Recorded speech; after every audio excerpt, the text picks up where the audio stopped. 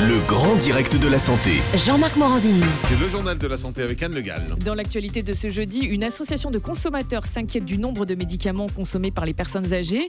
La grippe est en plein essor et ça va durer quelques semaines.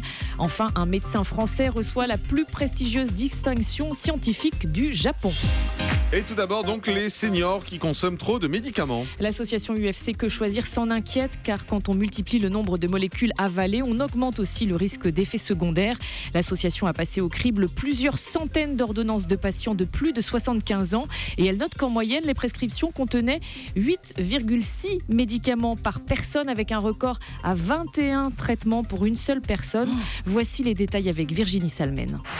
Le diagnostic, le voilà, c'est que les médecins font parfois des copier-coller de l'ordonnance précédente. Or, avec le temps, certains traitements deviennent plus dangereux que bénéfiques. Il y a aussi les patients eux-mêmes qui ne supportent pas qu'on leur enlève un comprimé.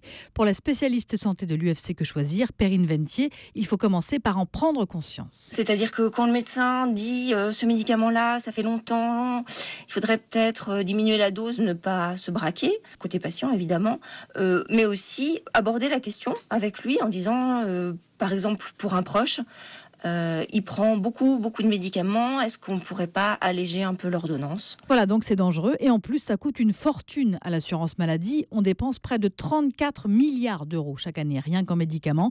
Ce serait donc une façon raisonnable de faire des économies, selon l'UFC Que Choisir. Et puis toujours au sujet des médicaments, ce constat surprenant, plus un médicament est cher, plus il paraît efficace. Oui, c'est le résultat d'une étude menée aux États-Unis auprès de personnes atteintes de la maladie de Parkinson. Quand des neurologues ont expliqué à des patients qu'ils allaient recevoir un traitement tout aussi efficace que le précédent, mais 10 fois plus cher, eh bien ce traitement a eu une efficacité améliorée de 28%. Et pourtant, il s'agissait en réalité d'un placebo. Voilà, c'est exactement ce dont nous parlait Sabrina Philippe tout à l'heure à propos des médicaments. La grippe est en plein essor. Le nombre de consultations pour des syndromes grippaux a doublé en l'espace d'une semaine en France et la situation épidémique se confirme. Les régions les plus touchées sont le Limousin, la Picardie et l'Auvergne.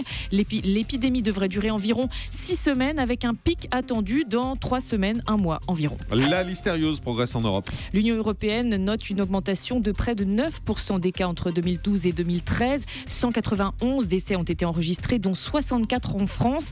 La listériose est une maladie causée par des bactéries transmises à l'homme via l'animal ou la nourriture. Les poissons fumés et les fromages figurent parmi les aliments les plus souvent contaminés. Un Français lauréat de la plus haute récompense scientifique japonaise. Et oui, le professeur Alain Fischer, le médecin des bébés bulles, a reçu hier le prestigieux Japan Prize en récompense de ses travaux sur la thérapie génique. En l'an 2000, l'équipe du professeur Fischer à l'hôpital Necker avait annoncé le premier succès de gènes médicaments utilisés pour soigner des enfants atteints d'un grave déficit immunitaire. Ces enfants, vous le savez, étaient alors obligés de vivre dans un environnement stérile, d'où le surnom de bébé bulle. Le professeur Fischer a été récompensé en même temps qu'un médecin américain, Theodore Friedman, considéré comme le père de la thérapie génique. L'opération de chirurgie esthétique la plus pratiquée au monde, eh bien c'est la liposuction. Exactement, c'est ce qui ressort d'un classement publié à l'occasion du Congrès européen de l'esthétique médicale qui se tient à partir d'aujourd'hui à Paris. Dans ce top 5 des opérations esthétiques les plus fréquentes, on trouve ensuite l'augmentation mammaire, l'opération des paupières et du nez, et aussi, et ça c'est nouveau dans le classement, le lipofilling. Le lipofilling, qu'est-ce que c'est ? Voici les précisions de Mélanie Gomez d'Europe 1. Le chirurgien prélève de la graisse dans une zone où il y en a un peu trop, par exemple sur la culotte de cheval ou sur les hanches, puis il la réinjecte, cette graisse, après l'avoir purifiée, immédiatement à la patiente, soit sur les fesses pour les rendre plus rebondies, soit dans la poitrine pour gagner un bonnet, ou encore sur le visage pour un effet rajeunissant. Oui, tout à fait, sur le visage. Dominique, 62 ans justement, s'est fait prélever de la graisse sur le ventre et réinjecter dans les pommettes. Elle a préféré ça à l'injection de produits chimiques comme l'acide hyaluronique. J'ai choisi cette technique parce que c'est quelque chose qui m'appartenait, donc je savais que j'aurais pas de rejet, qu'il n'y aurait pas de conséquences qu'on ne soupçonne pas mais qui peuvent arriver. Au moins je sais d'où ça vient, c'est pas un laboratoire qui le fabrique, c'est moi-même. Il faut compter entre 1 500 et 3 000 euros quand même. Pour les fesses ou les seins, ça peut aller jusqu'à 6 000. On termine avec le chiffre du jour.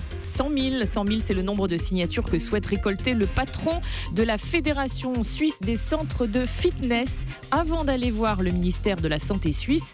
Mais que réclame-t-il ? Il voudrait que les abonnements aux salles de sport soient en partie remboursés par la sécurité sociale. Au motif, dit-il, que le fitness peut être considéré comme un médicament vu ses bienfaits pour la santé. Et en Suisse, certaines assurances privées remboursent déjà une partie des abonnements aux salles de sport. Eh oui, c'est une bonne idée, ça, effectivement, que c'est bien pour la santé. Véronique et Davina. Eh oui. C'est formidable ce générique. On met le générique, on a l'émission, quoi. Ouais, Il est incroyable. On y repense tout de suite. Mais personne n'a oublié ce générique, quoi. Eh C'est non. fou. Merci beaucoup, en tout cas. Europe 1, le grand direct de la santé. Jean-Marc Morandini.